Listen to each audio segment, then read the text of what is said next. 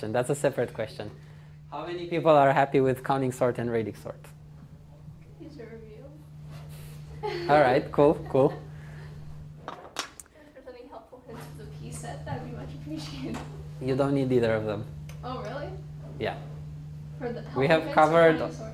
we have covered all the material you need for P set 3. Oh, okay. Cool. Uh, I haven't looked at it yet. So any questions about the sorting methods that you want me to go over in depth while I revise?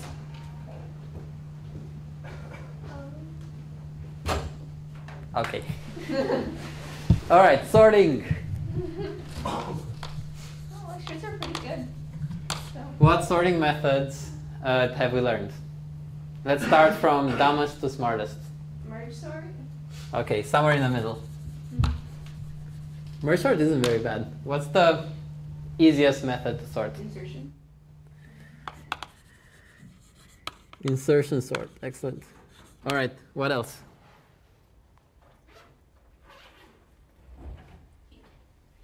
Heap sort.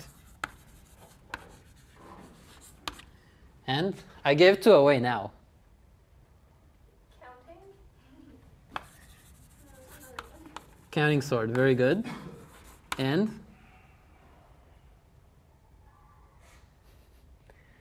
oh wow, if we don't even have the name of it. So the last one is radix sort. What are the running times for these 3 that you guys remember?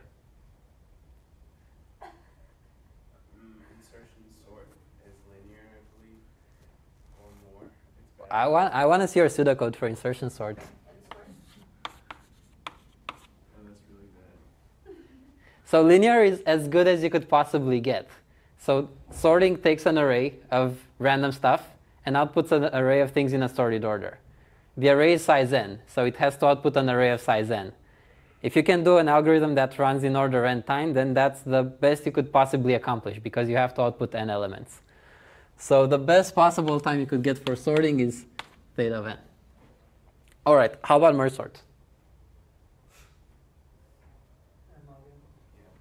Thank you. Heap sort. Order H, which is log n, I believe. Order H where H is log n, okay. And you're missing a factor. So a heap operation takes order H, which is log n. So if I have to insert a number in a heap or extract a number from a heap, that's log n. In order to sort an array, how many insertions do I do? I think, I don't know. Okay, wild guess? N. Very good. See, there you go. So you need to insert all your numbers in a heap and then extract them one by one, and you will get them in the correct order that gives you the sorted result. So n log n. Does anyone remember what's special about these 3 sorting methods that does not apply to the other 2? They're in place. Merge sort isn't quite in place. If it would be in place, it would be perfect. There is actually a way of making in place merge sort, but it requires a PhD degree to understand that. So we will not cover it in 6006 because I do not understand it, so I couldn't explain it. So merge sort is not quite in place. Which one is in place? Heap sort. Good. So heap sort is in place, merge sort is not in place, and insertion sort is really slow, so we don't care that much about it. So what's special about these 3 that does not apply to these 2?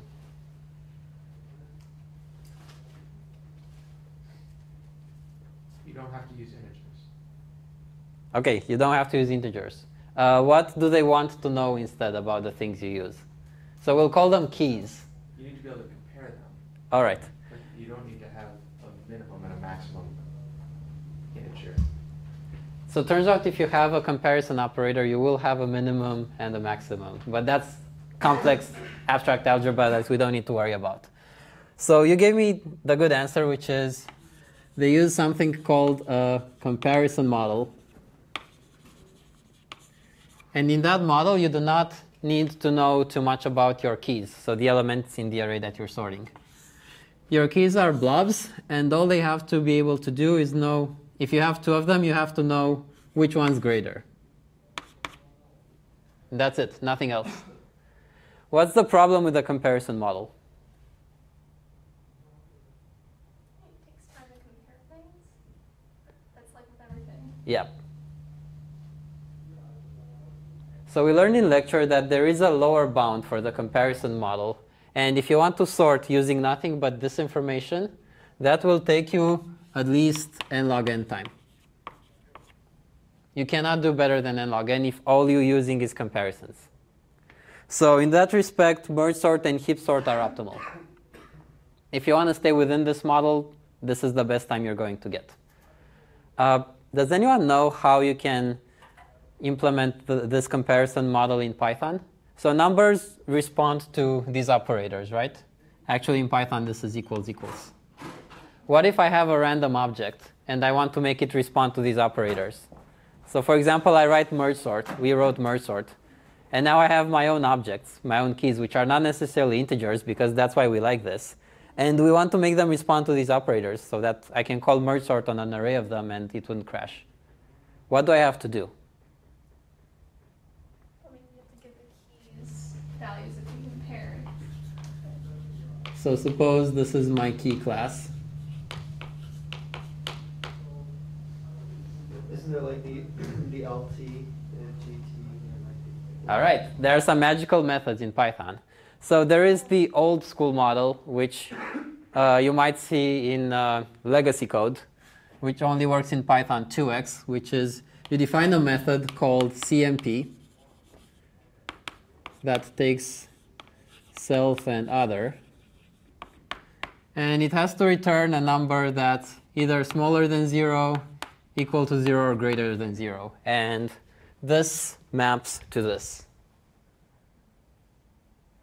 So you'll see this in old code, but you shouldn't use it in new code unless you have a very good reason to.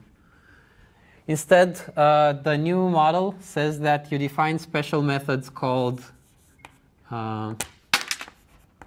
LT, which stands for less than, so it's this guy. LE, which is less or equal. GT, which is greater than, and GE, which is greater or equal. And if you look at our code for psets 2 and 3, we have some objects that pretend they're keys, and we have to define these methods.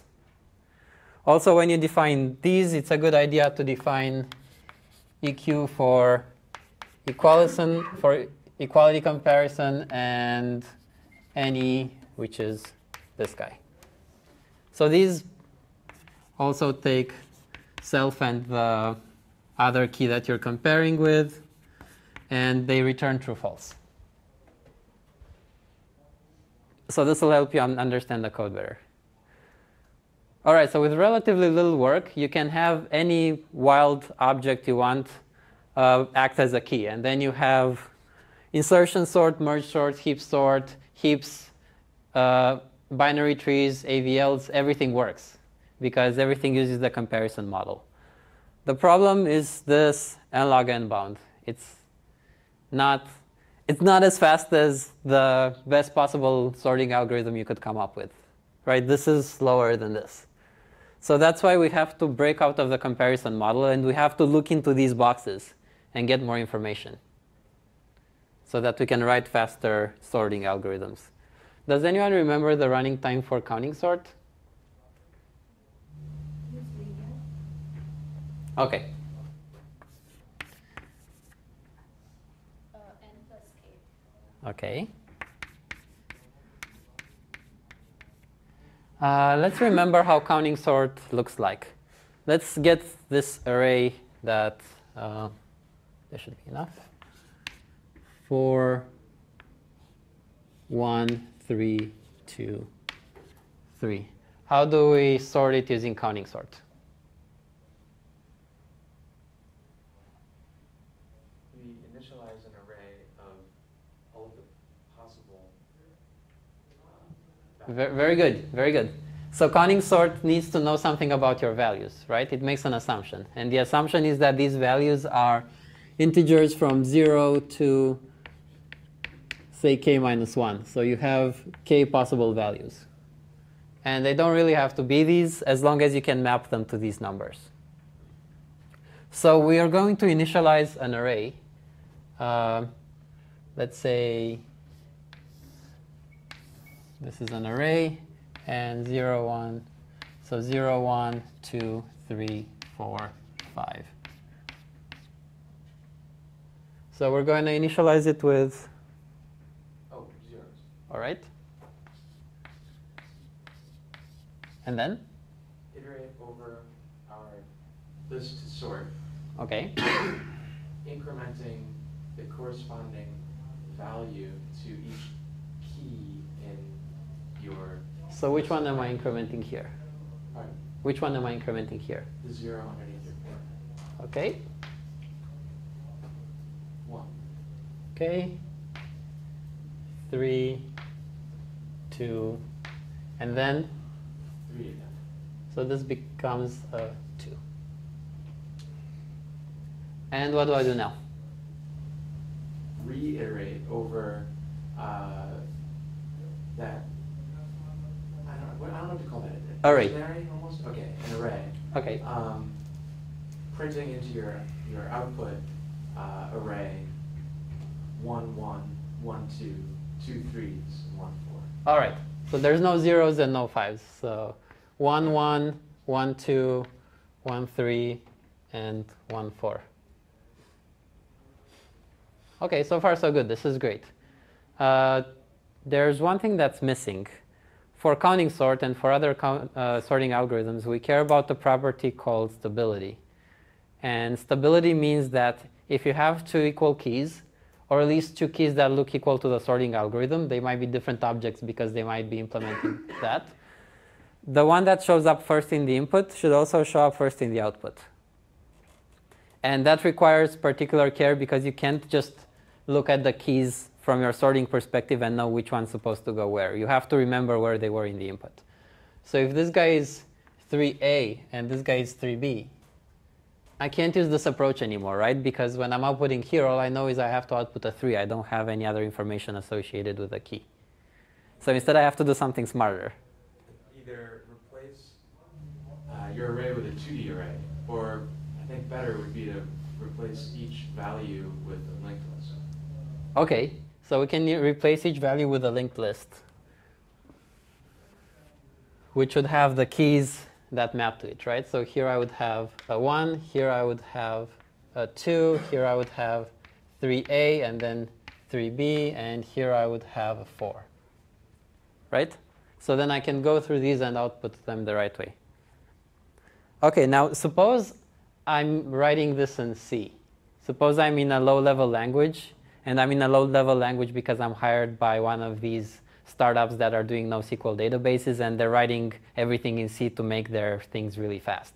So I'm writing an index that uses counting sort. I don't have linked lists because if I'm writing in C, I have to write my own, and that's hard. So I want to implement this in another way. Linked lists are hard. What would I do instead? Can anyone think of another way? I think you can decrement values in the C, in the array that you have where you have kept the counter of each element. OK, so you have the right idea.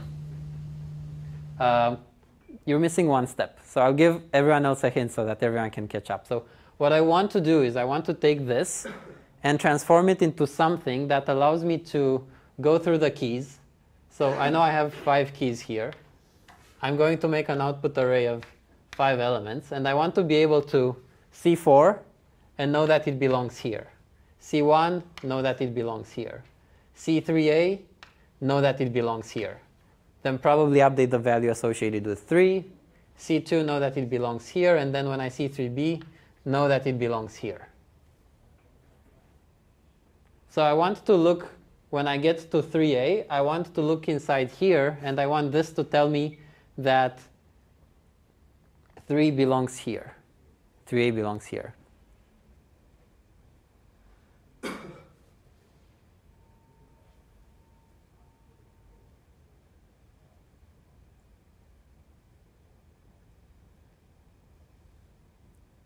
So what would the position of 3A be? That's not good, right? Let's call this C instead so that I can say 3AB. So how would I define the position using the sorted property?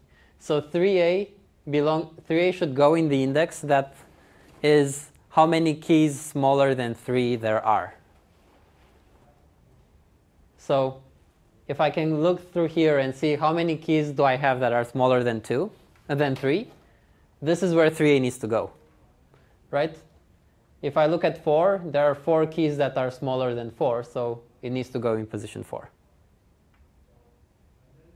Well, that almost seems more like a compare. I guess that means it is kind of a comparison model, but like you're saying, is it greater than? So it's not really counting sort anymore as much. Well, I'm telling you I can compute that using this.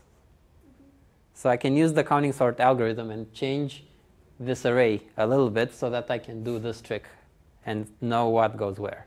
Well, he already mentioned using a 2D array.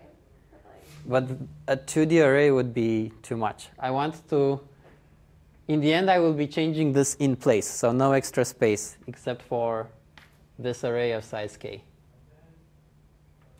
But let's not worry about changing it in place right now. Let's say we're going to make another array of size k. And I want to compute.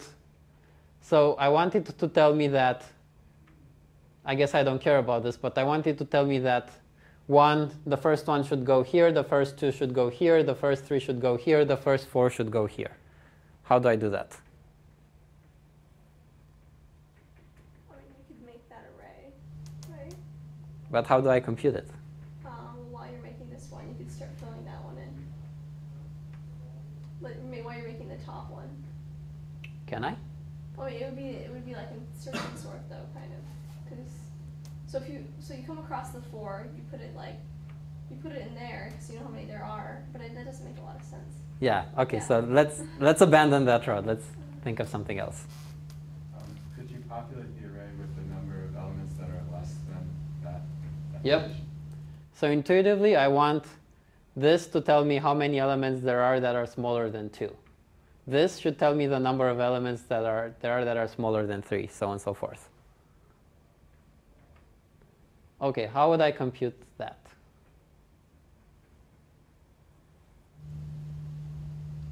So Let's see what it's supposed to be. Let's fill it out with real values. 0. How many elements smaller than 1? 0. How many elements smaller than 2? How many elements smaller than 3? It's a cumulative sum Okay. on the array above. So this is how many elements smaller than 4? 4. How many elements smaller than 5? 4. Okay. What's the difference between these two guys?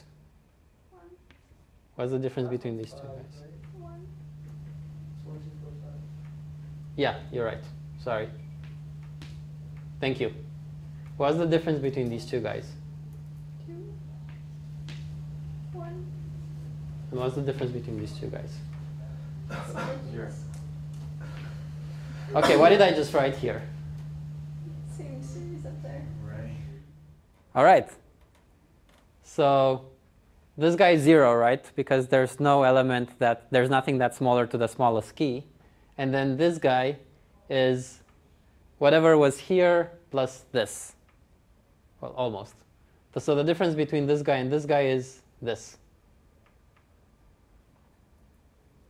So why array? Why did you bother? Why did we make a new array? Because we can just get that information. I'm making a new array so that we can see how to compute it. So now we're going to try to write pseudocode that does this in place.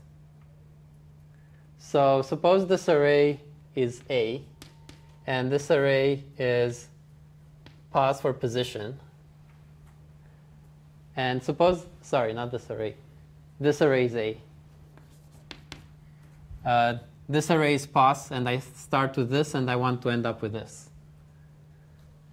So let's try to write the pseudocode for counting sort. Counting sort with an array A I'm not going to write the first two lines that produce this. Let's transform this to this. How would I do that? Initialize an array of the same size. Okay. Can we try to do it in place? Sure. Okay, how do we do it in place? Or You could, well, you know, for 4, you feel like you get the 4, you're like, oh, I haven't encountered anything below me, so you put in a 0 initially for 4. And then you get a 1, you're like, oh, I haven't gotten anything below me, but you have to keep track of the fact that so you have to iterate over the list every single time you get a new input. So I don't want to do that because that's n I think squared. what you need to do is keep a running sum. Okay. Is it a register? Is that what you do? Running sum, I like running sum. Okay, keep a running sum of Sums always start at 0, right? right. Okay. So you keep 0. You take the value in each index of that array and add it to sum. Okay. So for I iterating from 0 to, so you want each value in this array, right? Yes. So it's going to iterate from 0 to what? How many elements do I have there? 10. I mean, length. Okay, almost. So we're using Python numbering, which is zero-based indexing. The indices look like this. So it's 0 to, very good, thank you. And you said I'm going to add the elements to the sum. So sum is sum plus position of I. Okay. And then? The replace is the hard step. Right? So 0 should be 0 still. 1 should be the sum after evaluating 0.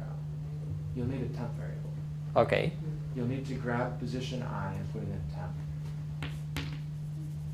Temp is position I.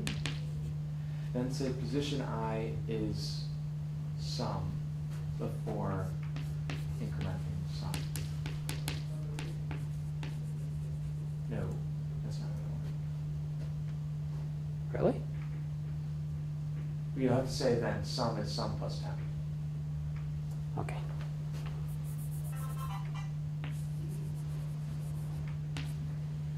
That is going to work.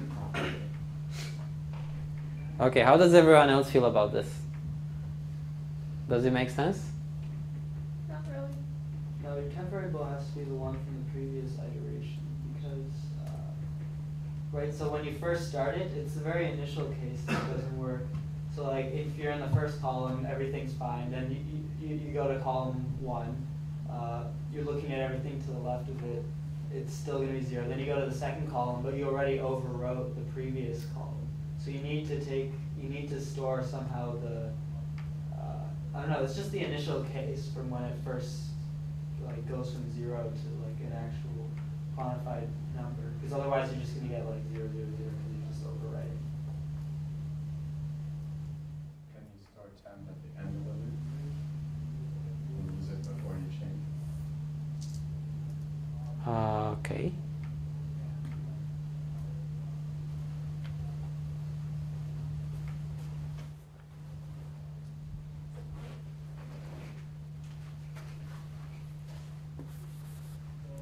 Sorry, I'm getting confused.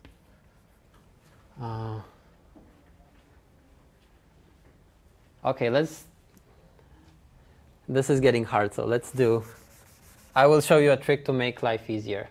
I'm going to put, how many elements do I have here? 5, right? So I'm going to put a 5 here after the array, and then I'm going to ask you what's this difference? Okay. So now we have this whole array.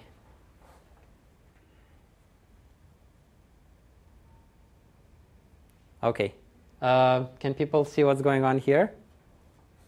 So instead of starting at the beginning, I'm going to start at the end, and I'm going to know, I know for sure there are n elements.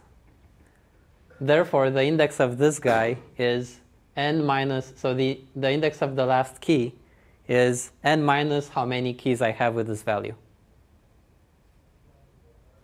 Does this make sense?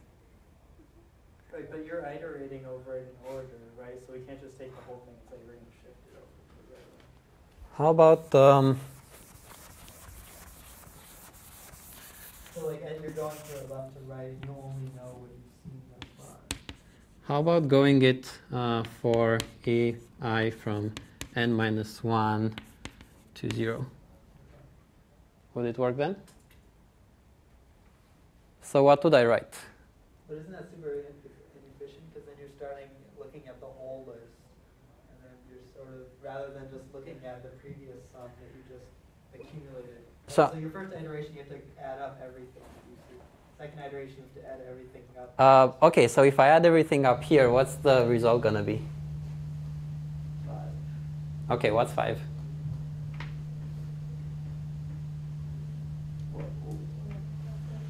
So this counts how many 0 keys I've seen, how many 1 keys I've seen, how many 2 keys I've seen, so on and so forth. So in you're total, just subtracting, it's like, how many keys I've seen, right? All this, the sum of all these is how many keys I've seen. yeah. How many keys do I have? 5. Okay. So like for each one you see, you just. So who's 5? It's the length of this guy, right? Yeah. And we usually call that n. So when we're doing sorting, this is n. So maybe it's less confusing. Oh, I already used n in 2 places, so I guess that's it. I could say the length of a, but there you go. So I could do the thing that we're going through before. I could figure out my temp variables and I could make it work. I think it's Or I could do this. I think it's the same though, isn't it? Yep. Okay. It's the same thing, except I think this is easier to write. Does anyone want to help me write this?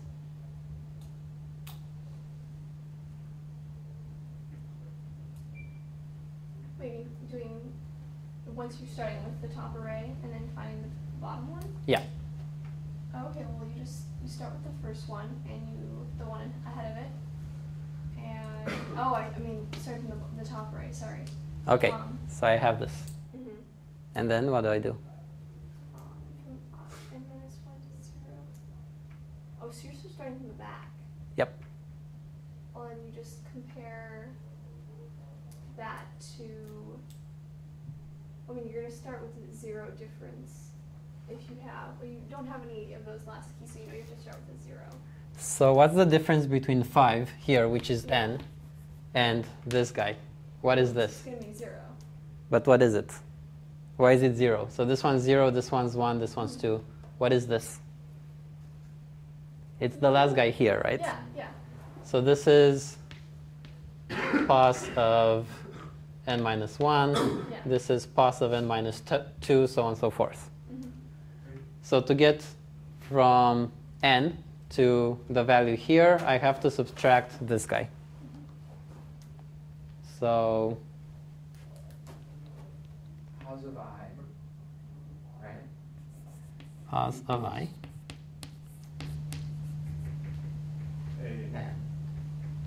Well, it length of A, Equals right? sum minus pos of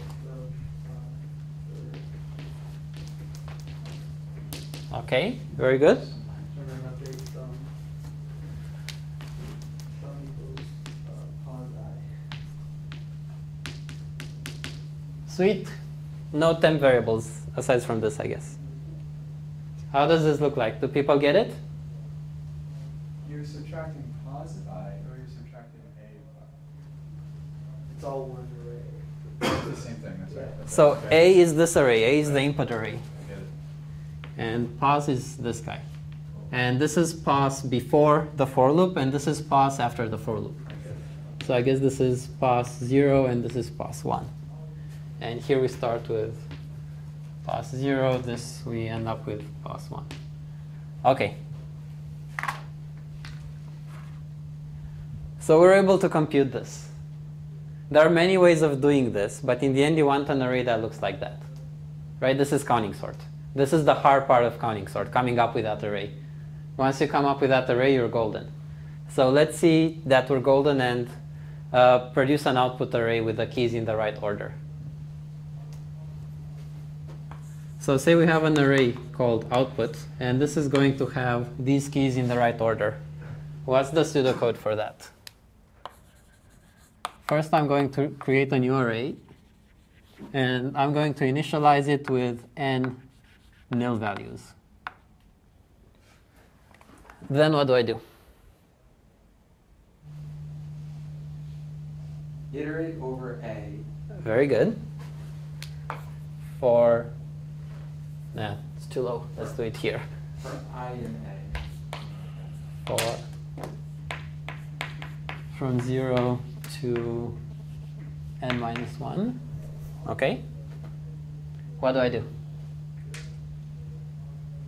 Out of, no, it has to be, ooh, can we modify pos 1 as we go? Yep. So you could say out of pos 1. So by the way, this is pos. The reason I labeled them with 0 and 1, so we're doing the change in place. Right. The reason I labeled them is to say that this is what pos is before we're going into the loop. This is what pos is afterwards. But it's a single array. So let's call it pos. So out of pos of I yep. equals A of I. Okay. Pos of I plus plus. Or, yeah. Yep. And I'm going to use the CLRS way, which makes me write more.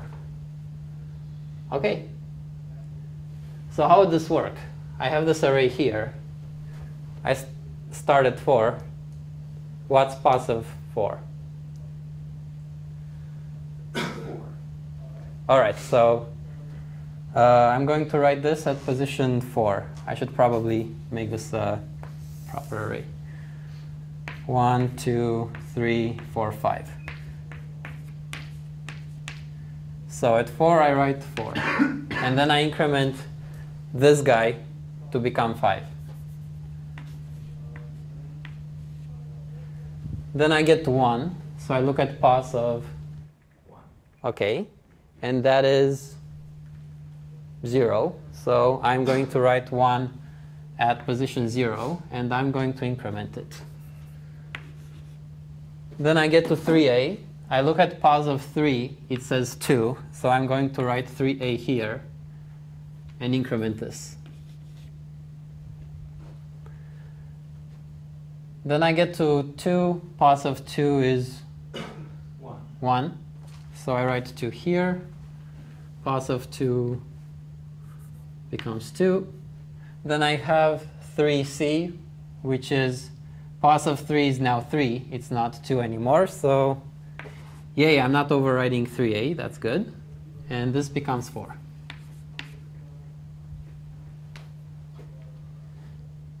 OK, are people getting what just happened here? Wait, why did... Oh, I guess so you're just basically turning the next array into an index binder. Yep, so this guy tells me if I have a key, where do I write it in here? So these start out with pointers to the first element that would store that key value. And when I store a key, say when I store 3a, when I get to 3c, I don't want to store it in the same place. So I have to increment that. I have to say, yo, I wrote 3a at position 2, so next time next time you see a 3, write it at the position following that. And that's what this guy does. OK, so this is the relatively easy part. And this is the hard magic in counting sort. So how are people feeling about it now? Any nods, or is it still confusing as hell? Not unconfusing. OK. Well, what should we do? Do you guys want to ask more questions? Do you want to run through another example? Do you want to try to see how this becomes useful in radix sort so that you're motivated to figure it out on your own? What would make more sense? All right, who wants to do more count sort? Who wants to do some radix sort? All right, radix sort it is. Next time you want to move on, tell me you understood, and I'll believe you, and it'll look good on tape. 2, 3, Just tell us that there's a camera here. 1, 4. I think you're supposed to know, because otherwise you don't know that we're violating your rights. 2, 4, 1, There's a 3. sign on the door. 1, 2, 4, 3. 2, 1, 4, 3. So, oh, and one more. 1, 2, 3, 4. So this is to refresh your memory. What do keys look like in merge in radix sort? So in count sort, the keys have to be numbers from 0 to k minus 1. How about merge sort? What do keys look like?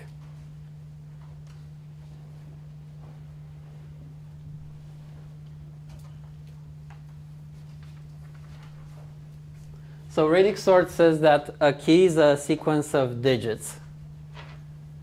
Say you have d digits in a key, but then each digit isn't necessarily a base 10 digit like we're used to. Each digit is in base k. So each digit can be from 0 to k minus 1, and we're using base k. How many keys can I represent this way? So if you have numbers of n digits in base k, what's the biggest number that we can represent? Or how many numbers can we represent with that? N to the k. No, d to the k. Right? Almost. From Q to D. All right, so if our base is 2, like if we're using bits, then our base is 2. And if I have 8 bits, then 2 to the 8. Cool. So if I add one more digit, I get to multiply the number of keys I represent by k. How do I radix sort? Does anyone remember? You take the log base K of everything? I guess no, log base D of everything. K, base No. No, that would be hard math. We don't do hard math. Okay. In sorting, if you have integers going into your sort, you only do integer operations. You don't do anything mathy on them.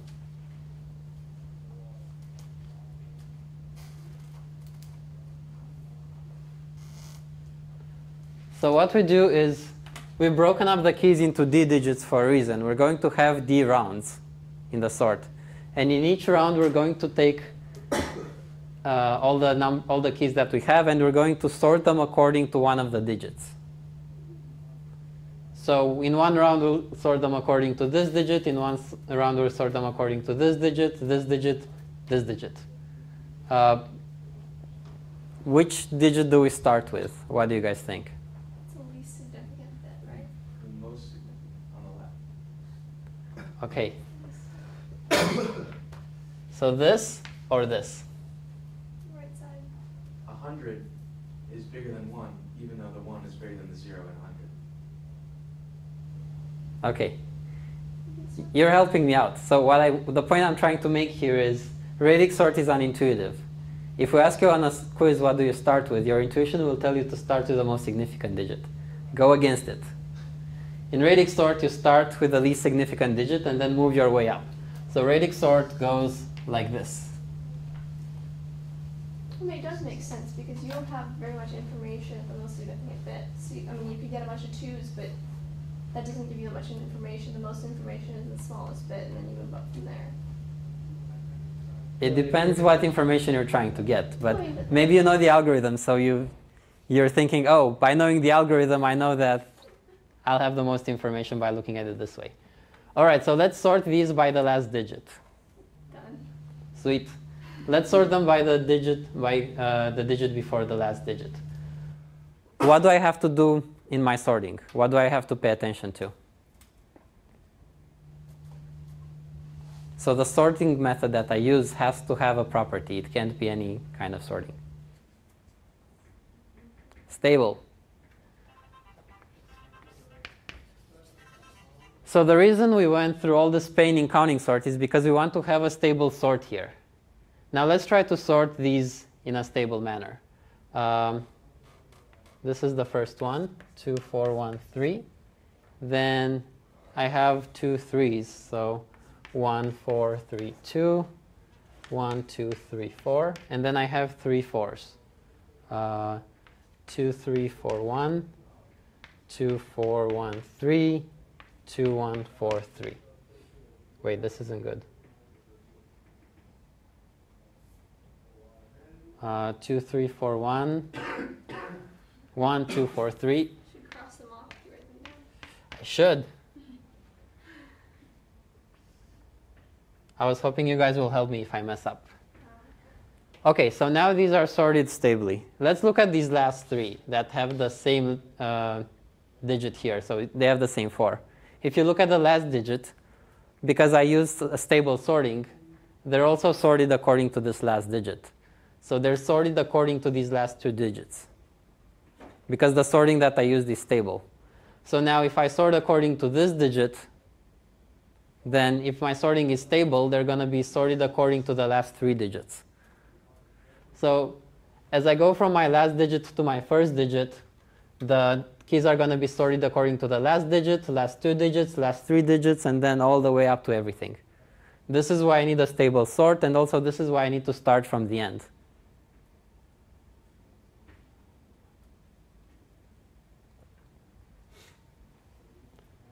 Okay, does this make some sense? What stable sort did we just learn? Counting sort. All right, so we're going to use counting sort for this. What's the running time for one round? So for one sorting. One counting sort takes how much time? This is a radix sort. Yeah, so radix sort is d rounds of counting sort, right? Count sort this, count sort this, count sort this, count sort this. So one round, one counting sort. What's the running time? Thank you.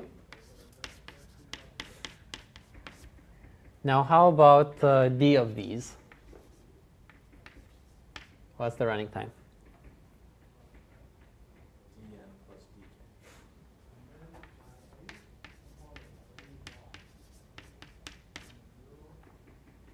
Okay, but I want to come back here, and I want to be able to say that radix sort is optimal. I want to be able to say that it is order n. So what do I have to do in order to be able to say that?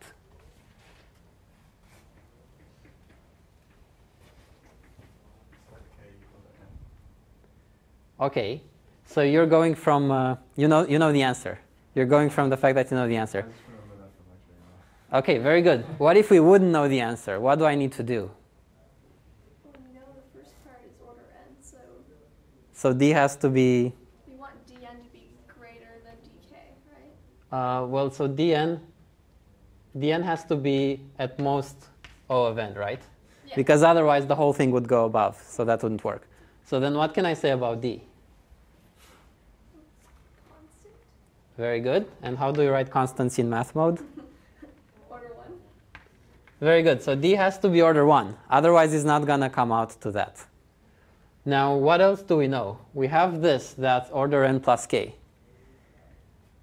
If I set this to be a lot smaller than k, if I set it to be log n, it's going to be order n.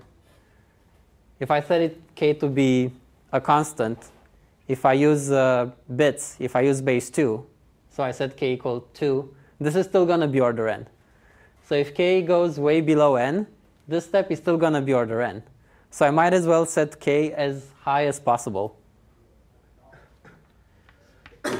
So k is order n, because that's the highest thing I could set it to.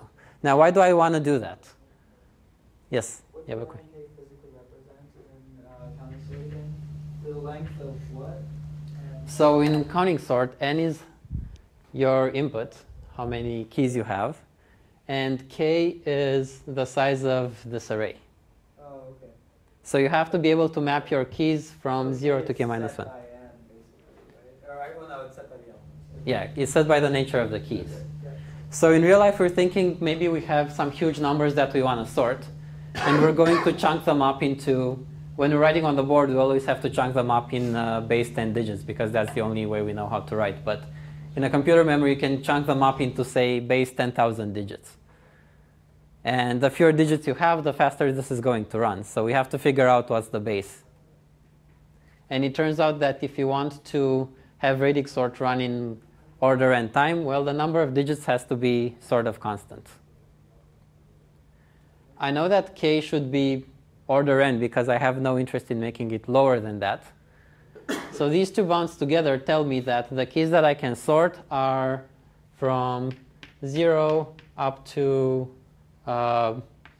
order n of order 1. And this looks terrible, but what it comes up to is that you can sort keys that look like n to some constant for any constant. So you can sort huge keys as long as huge still means finite. And as long as you can figure out how to map them to numbers. Does this make some sense? OK, would we ever want to use merge sort instead of counting sort? Suppose we had a stable merge sort. Would we want to use that? Instead of counting sort here. What would happen?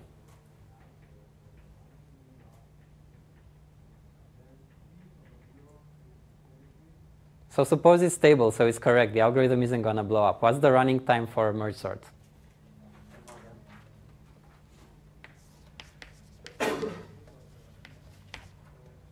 So if I use a merge sort.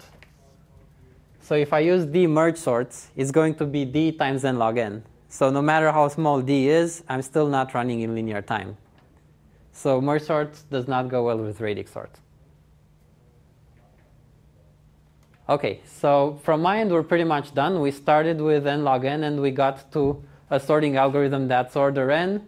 We started at the beginning of the recitation saying that the best thing we can do is omega. Is that omega? Yeah, omega of n. We got to that limit. We're happy. We're going to be done with sorting. Any questions from you guys?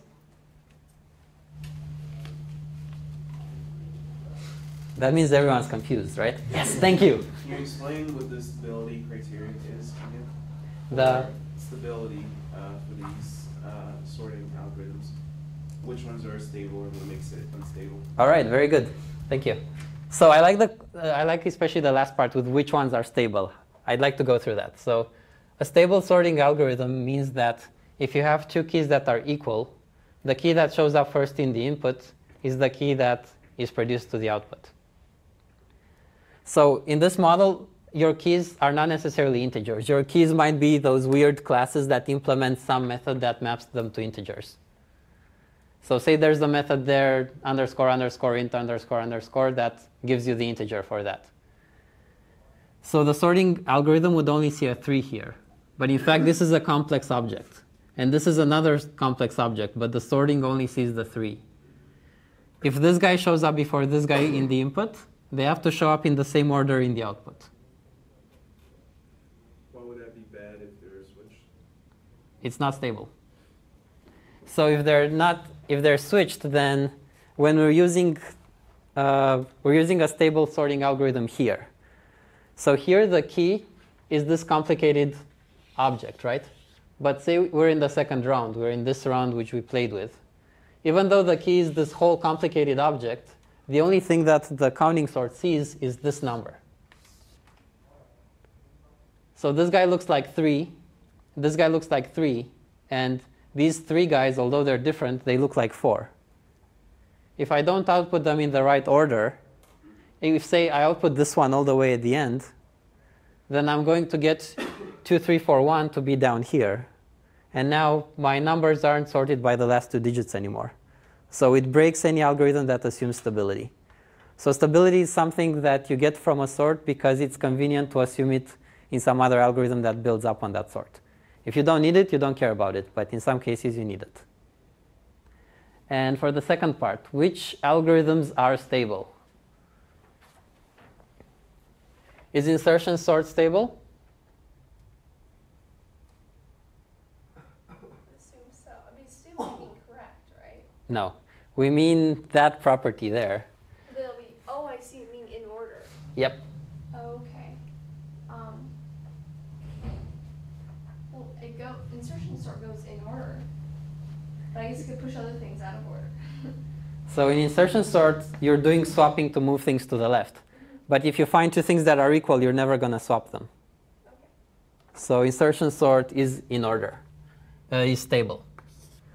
Merge sort, the one we gave you in docdist is not stable, but there is a one character change that makes it stable, and you should look at today's lecture notes to find out what that is. So merge sort can be stable. Heap sort, stable or unstable? Unstable, and there's a really small example that you should look at. Counting sort, stable or unstable? Thank you. It would have broken my heart if this would have come out wrong. And radix sort? Yes. Probably stable, right? All right. Any more questions? I like that question, by the way, because you made me do this. I liked it. Any more questions? All right, then thank you, guys.